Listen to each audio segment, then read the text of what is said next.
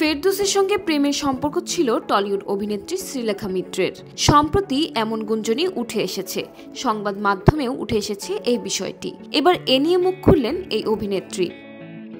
ফেরদৌসের সঙ্গে সম্পর্কের ইস্যু নিয়ে ভারতীয় সংবাদ মাধ্যমকে শ্রীলেখা বলেন, ওয়ালটন এখন দেশের সীমানা পেরিয়ে পৌঁছে গিয়েছে 50টিরও বেশি দেশে। ওয়ালটন, ঘরে ঘরে বিশ্বজুড়ে। পরিচালক স্বপন সাহা বাংলাদেশের একটি ছবির জন্য আমার নাম বলেছিলেন। ছবির নাম সিংহপুরুষ।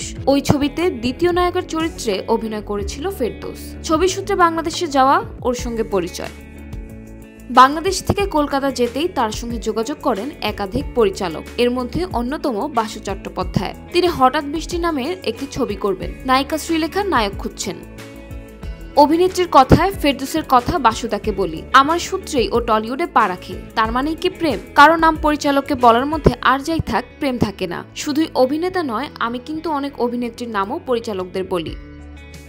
অভিনেত্রী আরও জানান, ওই ছবির পর ফেরদৌসের সঙ্গে কোনো যোগাযোগ ছিল না তার। মাঝে সাঝে দেখা হতো, কিন্তু বর্তমানে একেবারেই যোগাযোগ নেই।